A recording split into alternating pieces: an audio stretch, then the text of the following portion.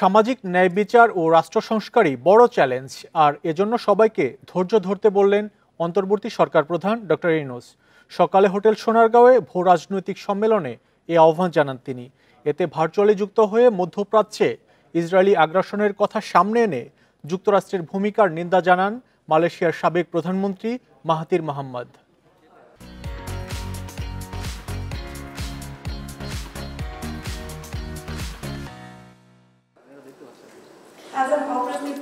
Indo Pacific অঞ্চলের ভূ রাজনীতি নিয়ে বে অফ বেঙ্গল কনভেনশন এর আয়োজক centre for governance studies CGS.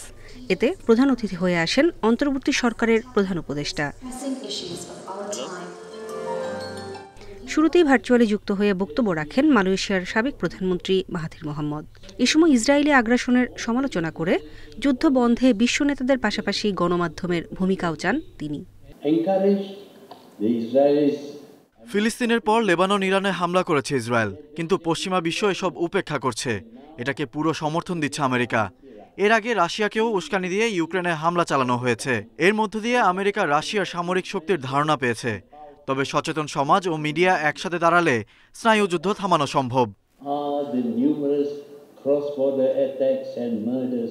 পরে নিজ বক্তব্যে আগামীর বাংলাদেশ কেমন হবে সে রূপরেখা তুলে ধরেন অন্তর্বর্তী সরকার প্রধান। সামাজিক ন্যায় বিচার ও রাষ্ট্র সংস্কারই সরকারের বড় চ্যালেঞ্জ। আগামীর বাংলাদেশ হবে ন্যায় বিচার, মানবাধিকার ও বাক স্বাধীনতার। এজন্য সরকারের প্রতি আস্থা রাখতে হবে, সবাইকে ধৈর্য ধরতে হবে। এছাড়া তারুণ্যের ভাবনা ও সংকট সমস্যায় গুরুত্ব দিয়েই রাষ্ট্র সংস্কারের কাজ চলছে এবং নানা পরিবর্তনের সুযোগ তৈরি হচ্ছে বলেও জানান ডক্টর ইউনূস।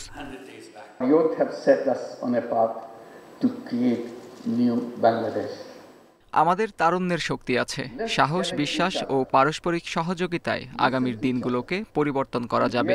তরুণরাই নতুন বাংলাদেশ গড়বে। অন্তর্বর্তী সরকার সবার কথাই শুনছে। সবাই ঐক্যবদ্ধ হয়ে চেষ্টা অব্যাহত রাখলে কোনো কিছুই অসম্ভব নয়। এবারের বে অফ বেঙ্গল সামিটে অংশ নিচ্ছেন ৮০ দেশের ৮০০ জনের মতো প্রতিনিধি। ৩ দিনের এই সম্মেলন শেষ হবে সোমবার। নূরে জান্নাত, ইন্ডিপেন্ডেন্ট নিউজ, ঢাকা।